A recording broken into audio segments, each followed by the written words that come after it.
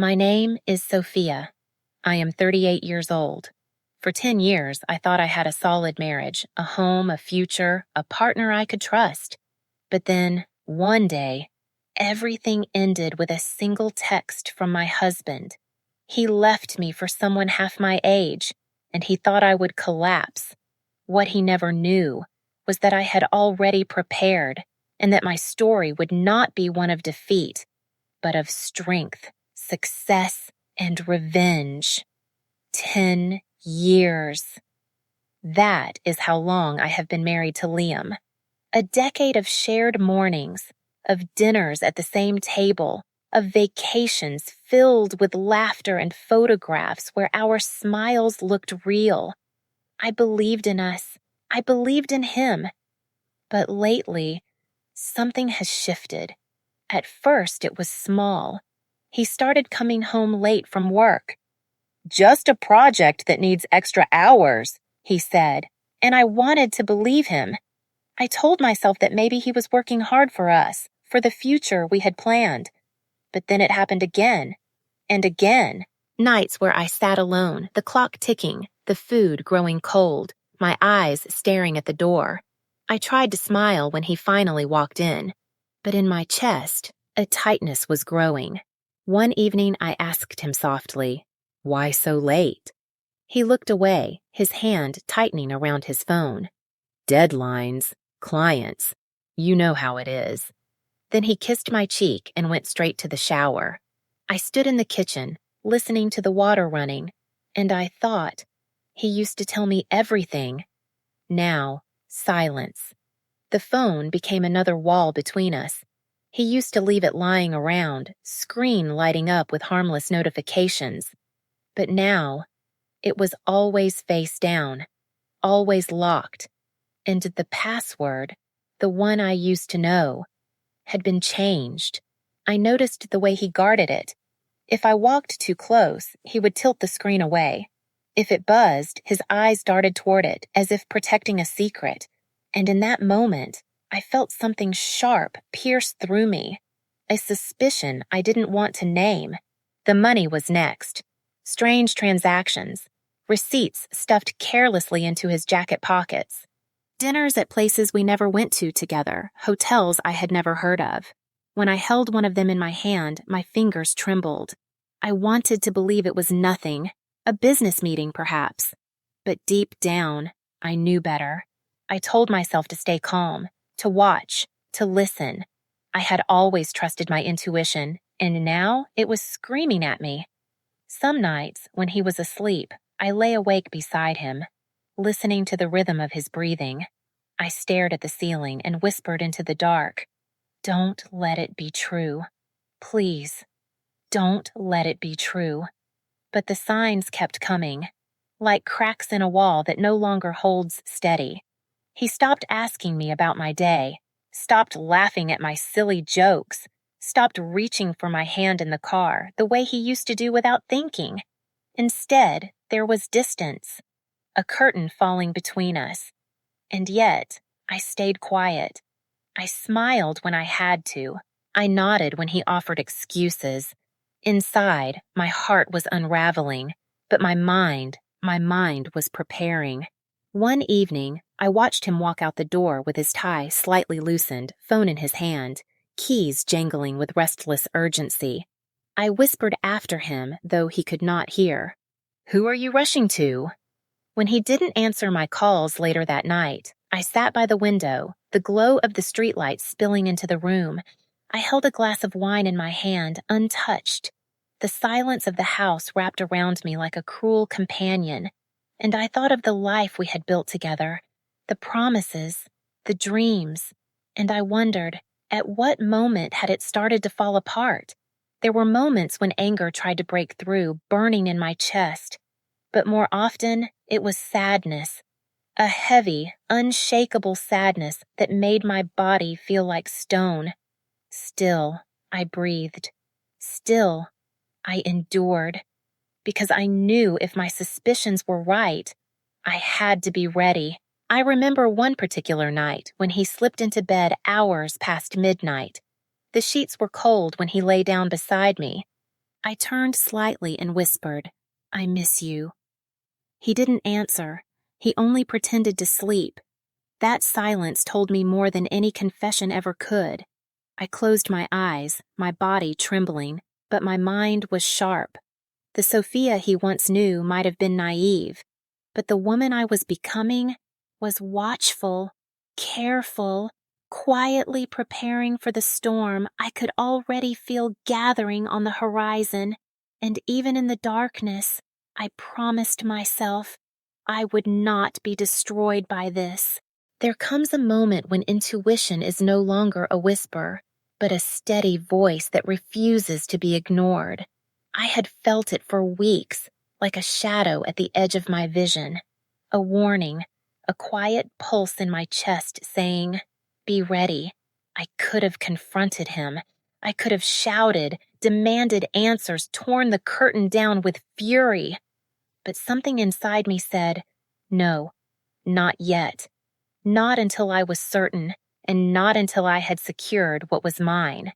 So one morning, while Liam left for work in his perfectly pressed suit, I slipped into my own role, the role of a woman who smiles, who plays along, who pretends she is still blind.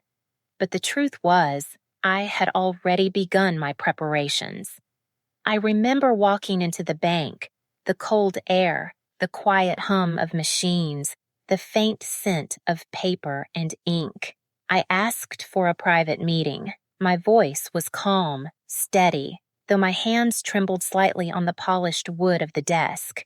The banker looked at me kindly and said, "How may I help you today?"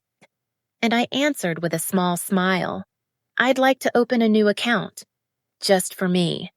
The words felt heavier than they should have, like a secret being born, like a line being drawn. I transferred everything, every dollar I had carefully saved, every coin that represented years of work, of sacrifice, of building a future I thought we would share. I moved it all into that account, and I left only a fraction behind, enough so that Liam would not notice, enough so that the illusion of normalcy could remain intact.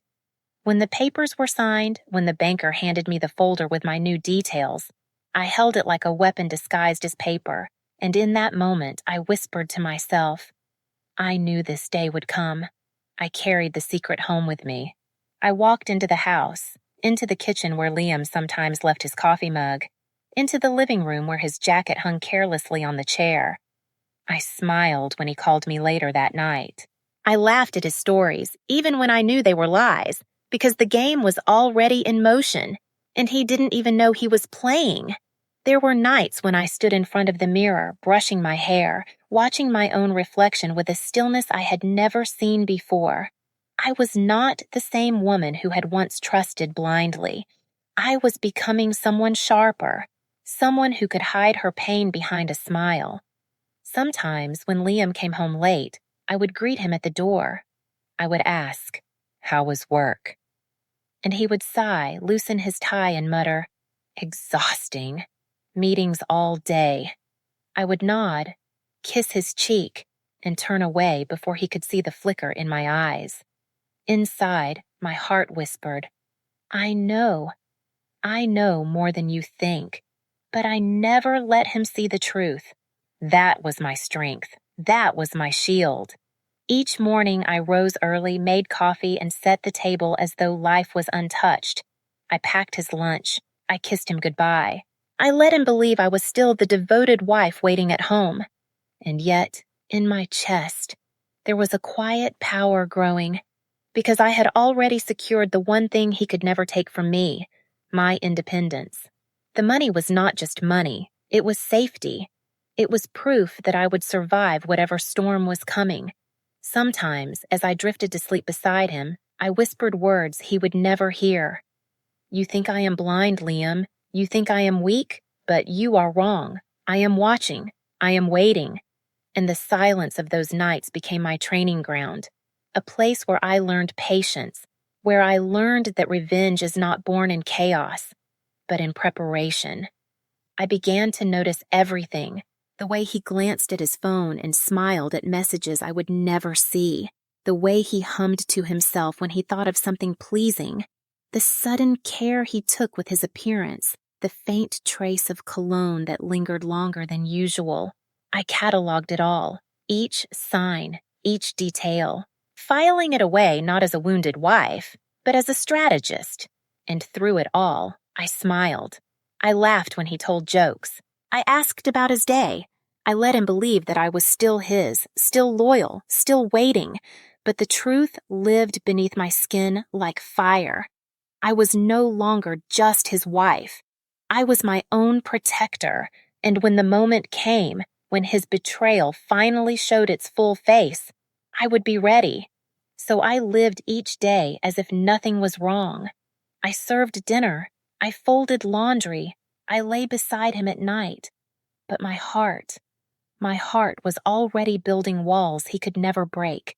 And every time I looked at him, every time I heard another excuse, I whispered silently to myself, I knew this day would come, and I will not be the one who falls. It was late afternoon, the kind of hour when the light turns soft and golden, slipping through the curtains in long, quiet streaks. I was sitting at the kitchen table, sipping tea that had already grown cold, my mind drifting between thoughts of work and the silent weight that had lived in our house for months. Then, my phone buzzed, a simple vibration, so ordinary. And yet, as I reached for it, my heart knew this was the moment I had been waiting for. I looked down. It was from Liam. His words appeared in sharp black letters across the glowing screen. He didn't call me. He didn't face me. He sent a message, as if our 10 years together deserved nothing more. The message said he wanted a divorce. And not only that, he wrote with a kind of arrogance, as though he were proud of it, proud to tell me he was leaving, proud to flaunt his new life. He said he was moving to Miami. He said he had already made plans, and he said he would be with her, with Mia. I read it once, then again. The words were simple, but each one cut like glass. I waited for the pain to rise, for the tears to sting my eyes, but they didn't. Instead, something else came. A stillness, a silence so deep it almost felt like calm. I sat back in the chair, holding the phone loosely in my hand. I thought of Liam typing those words with a smirk on his face. I imagined him feeling clever, feeling free, feeling untouchable. And then I smiled. Not the smile of a broken woman, not the smile of someone defeated, but the smile of a woman who had seen this moment long before it arrived. I whispered softly to myself, so it's finally here. For a long time, I simply sat there, listening to the tick of the clock on the wall, the faint hum of traffic outside, the ordinary sounds of life carrying on. And I realized my life was not ending. It was beginning again. I read his message once more, my eyes lingering on her name. Mia, 20 years old. The girl he thought was worth more than a decade of marriage. I felt no envy, no desire to compare myself to her, because I knew what he did not. I knew that youth fades, but character endures. And I knew that his betrayal said more about him than it ever did about me. I placed the phone on the table. My hands no longer trembled. My breath was steady. I thought of the account I had opened, the money safely tucked away, the steps I had already taken, and I understood. This was not his victory. This was mine. Later, when he would expect me to crumble, when he would expect tears and pleading, he would be met with something else entirely. Composure, clarity, and strength. For now, I let the silence wrap around me like a cloak. I lifted the cup of cold tea, took a sip, and almost laughed at the bitterness. I could hear his voice in my head, boasting in that message. We'll be in Miami, the sun, the ocean, finally living. And in my imagination, I answered him. Go ahead, Liam. Run. Chase the illusion. But remember, you cannot escape the truth. When the sun dipped lower, painting the walls in deeper shades of gold, I rose from the chair. I placed the phone aside as though it were nothing more than another piece of useless paper, and I felt lighter, stronger, because in that moment, the last thread of hope between us was cut, not by me, but by his own careless hand. And when he severed it, he set me free. I looked into the mirror in the hallway as I passed. My reflection stared back, calm and unwavering, and I told her quietly, "You will not cry, you will not break. You will rise."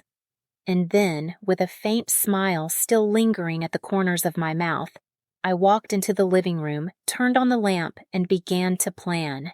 The moment I read his message, something inside me hardened. 10 years of my life reduced to a handful of arrogant words, a marriage discarded by text, and worse, a man so proud of his betrayal that he boasted about his escape, about the girl on his arm, about the life he thought he would start without me. But he was wrong. He thought I was still the woman who trusted, who waited, who believed. He didn't realize I had been preparing for this moment all along. And now, it was my turn to strike. I didn't answer him. I didn't cry. I picked up the phone, but not for him. I dialed the bank instead. My voice, when the operator answered, was calm, unnervingly calm. "Hello," I said softly. "I need to report fraudulent activity on my account." I gave her the details. Each transaction, each charge, each hotel booking and airline ticket. My words were sharp, deliberate, like arrows hitting their target. She listened, polite and professional, typing into her system. I could hear the faint clicking of keys, like a clock counting down to his ruin. "Don't worry, ma'am," she said. "We'll cancel those transactions right away. The card has been disabled. Any attempt to use it will be declined immediately." I closed my eyes. I let the silence stretch. And then I whispered, almost to myself, "Perfect." It wasn't just about the money. It was about the timing. I knew exactly where he was, what he was doing, how he thought his night would unfold. He and Mia would already be on their way to the airport, buzzing with anticipation. They would be laughing, maybe even toasting their new beginning. And then, everything would collapse.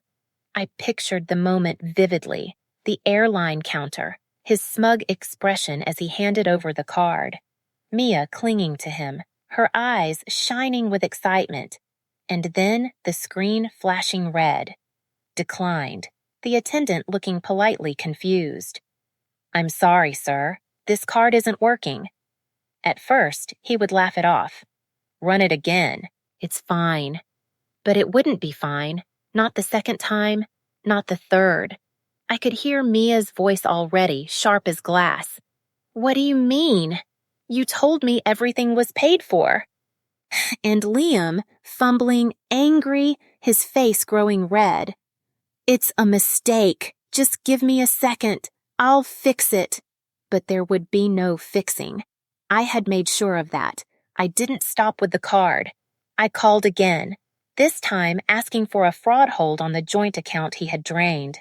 I explained that my husband had acted without consent, that suspicious withdrawals had been made. The bank agreed to investigate, to lock the funds until further review. His supposed nest egg, frozen. And so, when he reached for that account to cover the embarrassment, he would find nothing but silence. Doors slamming shut, one after another. Every escape route blocked. I stood by the window as I imagined them stranded. The glamorous escape to Miami gone. No beachfront hotel, no cocktails under the sun. Instead, a dingy roadside motel near the airport, the smell of mildew in the air, neon lights flickering outside the window, a single bed with sheets that felt like sandpaper. That was the future he had chosen, not a paradise, a cage of his own making. And the best part was this: it wasn't just chance. It wasn't just fate. It was me. every step had been calculated, every move precise. I had smiled, played the role of the obedient wife, hidden my suspicions behind soft eyes and practiced words. All the while, I was building this moment. "You thought I was blind," I whispered into the empty room. "You thought I would never see, but I saw everything, Liam. And now, you're the one in the dark." I poured myself a glass of wine, my hand steady, my lips curving into a quiet smile. The silence of the house felt different tonight. Not heavy, not lonely, but powerful. I raised the glass toward the shadows. "To survival," I said. "To preparation." And then, with a sharper edge, "to revenge." I took a slow sip, savoring not the bitterness of the wine, but the sweetness of victory. Because this was more than a single strike. This was the beginning of his unraveling. He thought he had stolen everything from me, my trust, my marriage, my stability. But I had taken back the only thing that mattered: control. And with that control, I would not just survive him. I would destroy the illusion he had built, piece by piece, until he was left with nothing but regret. As I set the glass down, I felt the certainty settle deep inside me. This was no accident. This was no reaction. This was my plan, unfolding exactly as I had intended. And somewhere, in a shabby motel far from the life he promised, Liam was learning a lesson he would never forget. That night, as I slid beneath the covers, I whispered one last promise to myself. This is only the beginning. He took the first shot, but I will end the war. And for the first time in a long time, I slept peacefully. The day of the hearing arrived faster than I had expected. When my lawyer called and said the court had approved an emergency session, my heart raced. Not with fear, but with anticipation. This was it. The moment when everything he thought he controlled would come crashing down. I sat in the courtroom, my back straight, my hands folded neatly in my lap. The air was heavy, thick with tension, the kind that makes every whisper echo louder than it should. Across the room, Liam sat with his attorney, his jaw tight, his eyes darting everywhere but mine. He looked smaller than I remembered, diminished somehow. And Mia, she was nowhere to be seen. When the judge entered, the room fell silent. I felt my pulse quicken, but I kept my expression calm. I had nothing to fear, because I had prepared for this. My lawyer rose first. He adjusted his tie, gathered his papers, and spoke with a calm authority that filled the room. "Your Honor, we have evidence of fraudulent activity committed by Mr. Liam against the joint accounts he shared with my client, Sophia." He lifted the printed pages, receipts, screenshots, bank statements. But the crown jewel was the message, the very message Liam had sent me, the one where he had bragged about draining the account, the one where he had confessed without even realizing it. My lawyer's voice was steady.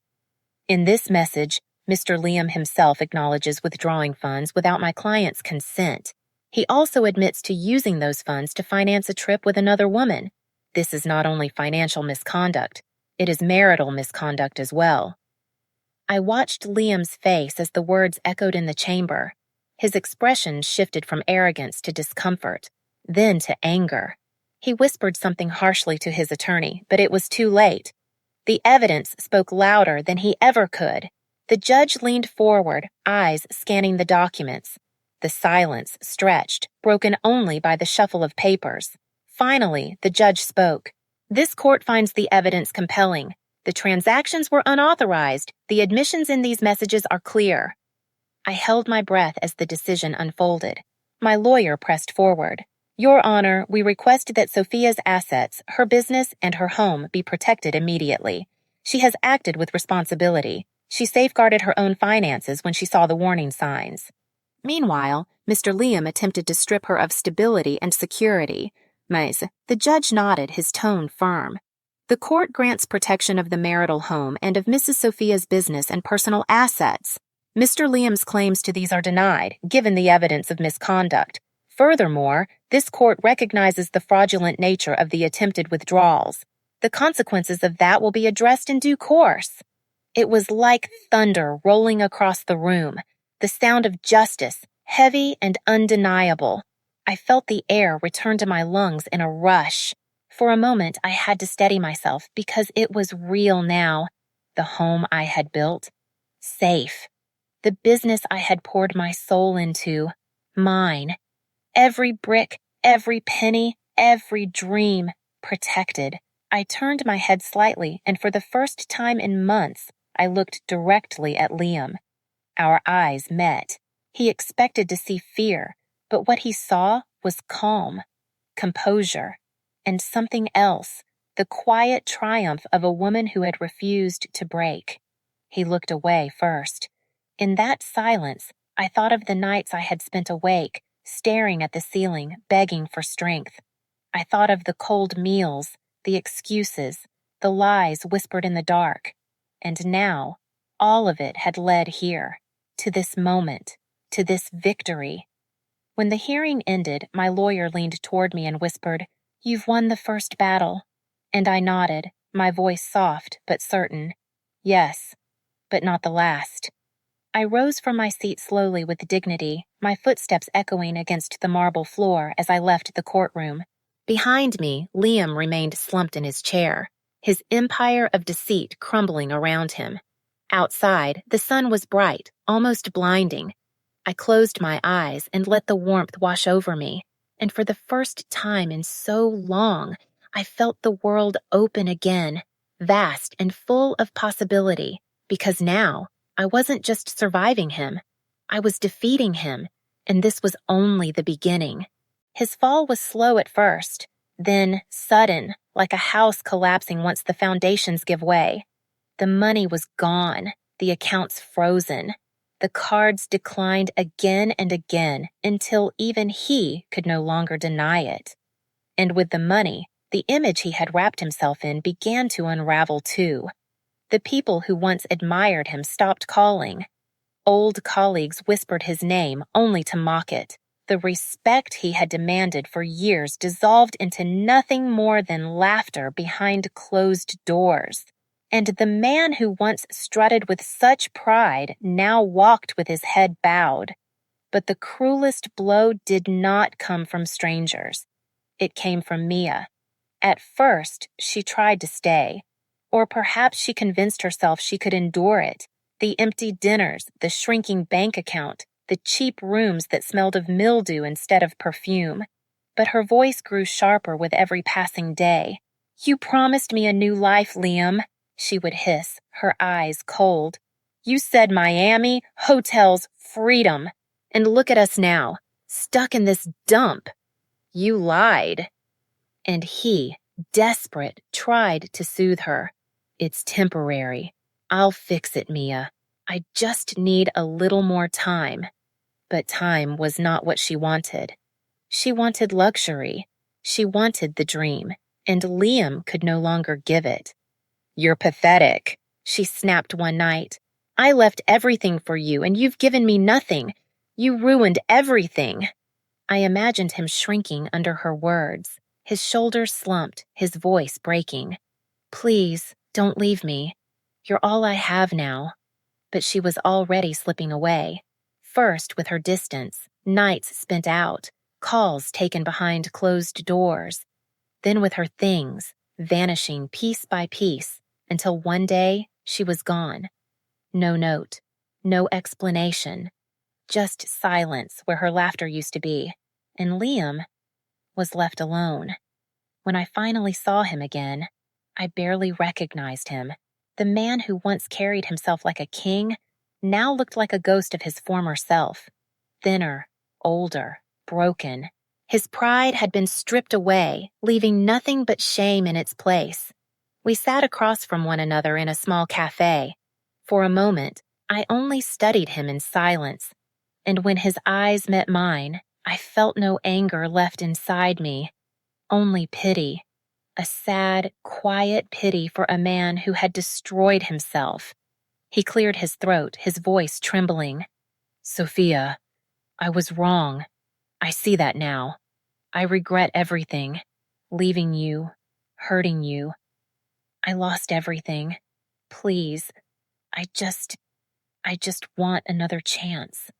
I let his words linger in the air. He was begging now, begging me to save him, to forgive him. But forgiveness was something I no longer had to give. No, Liam, I said softly. You made your choices, and I made mine. There is no going back. His face crumpled, his hands gripping the table. Please, I can change. I swear I can change. Don't turn your back on me. I reached into my bag then and placed an envelope on the table between us. Inside was a small sum, not enough to rebuild the empire he had lost, but enough for him to start again if he truly wanted to. This, I told him, is the last kindness I can give you, not because you deserve it, but because we once shared 10 years of our lives. Use it wisely. But after this, Liam, you are on your own. He stared at the envelope, his eyes wet with shame. You're still helping me? After everything I did to you? I nodded. Because I loved you once, and because I refused to become what you became. His lips trembled. I don't deserve you. I never did. I rose from my seat, gathering my things. For a moment, I looked at him one last time, and all I felt was pity. Pity for the man he had chosen to become. Pity for the ruins he now lived in. I hope you find your way, I said quietly, but I will not be there to guide you. As I walked toward the door, his voice broke behind me. Please, Sophia, don't go. Please forgive me. Please. But I did not turn back, because some wounds do not heal, and some betrayals cannot be undone. I stepped into the sunlight, breathing deeply, my heart lighter than it had been in years. Behind me, he sat in the shadows of his own regret, and I knew with certainty his story with me was over. Mine was only beginning. After the storm had passed, I poured myself into work. The pain, the betrayal, the endless nights of doubt, I carried them with me, not as burdens, but as fuel. Every scar became a reminder that I was stronger than I thought. And with each step forward, I began to build something new. My business became my anchor. I spent long days planning, working, pushing boundaries I had once been too timid to cross. And slowly, it grew. One store turned into two. Two became three. And soon, my brand had a life of its own. Bright, bold, unstoppable. Customers trusted me. They believed in what I created. And as the business flourished, so did I. I found my confidence again. The kind of confidence that does not come from another's approval, but from knowing that every success was mine and mine alone. I learned to trust myself, to rely on my own instincts, to stand tall without needing anyone to steady me. Years passed, 3 of them to be exact. And in that time, the woman who once lay awake in silence, trembling beside a man who no longer loved her, was gone. In her place stood a woman reborn, independent, proud, unshakable. Then came the day that would surprise me most. It was at a grand exhibition, one hosted by a famous brand whose name echoed across the industry. The hall was filled with lights, music, and the hum of ambition. I walked among the displays, my company now strong enough to stand beside names I had once admired from afar. And that was when I met him. Mason. He was not like the others, not loud, not arrogant, not desperate to impress. He carried himself with quiet strength, his words warm, his smile steady. There was no pretense in him, no performance, just sincerity. We spoke at first about work, products, markets, ideas. But soon, the conversation slipped into something more. It felt easy, natural, like speaking with someone I had known for years instead of minutes. At one point, he looked at me with a softness that disarmed me. "You've built something incredible," he said. "But more than that, you've built yourself again. That's rare. And it's inspiring." His words touched something inside me I thought had long gone silent. For so long, I had closed that part of myself, the part that longed to trust, to feel, to love. But with him, I felt a door begin to open. I remember laughing softly, shaking my head. "You don't know the battles it took to get here." And he smiled. "Maybe not, but I can see the strength it left behind." In that moment, I realized something. The past no longer had chains on me. Liam's betrayal, Mia's cruelty, the nights of despair, they belonged to another life, one I had already left behind. With Mason, there was no rush, no illusion, just the quiet possibility of something real, something built not on lies, but on truth. As the evening drew to a close, he asked gently, "May I see you again?" And for the first time in years, I said yes. It wasn't just an answer to him, it was an answer to myself. Yes, I was ready. Yes, I could open my heart again. Yes, I could move forward, not with fear, but with hope. That night, as I returned home, I stood in front of the mirror.